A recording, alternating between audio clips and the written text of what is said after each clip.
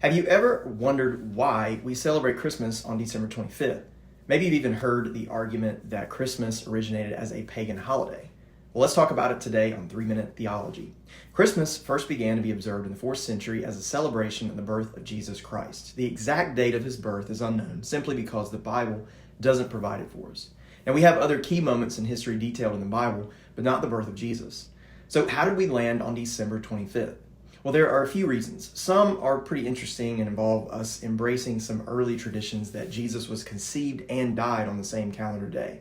And some of these theories have been well researched, but to be honest, most seem to be pretty speculative. And some have even claimed it's impossible for Jesus to have been born then, citing that winters in Israel at that time could have been too cold for shepherds to be watching their sheep. Others disagree, saying that we have evidence that proves otherwise. I've even seen some claim to have pinpointed the exact date and year he was born. Either way, maybe the most plausible reason was that the Romans already had an existing holiday around that time.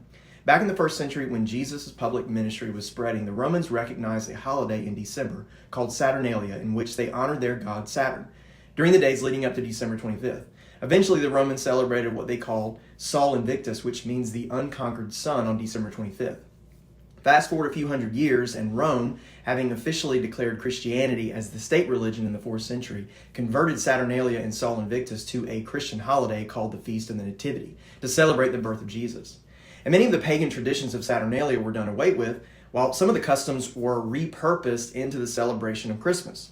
So Christmas was really an alternative to the pagan holidays of Saturnalia and Sol Invictus, and the church essentially reinterpreted many of the symbols of those pagan celebrations in ways acceptable to Christians.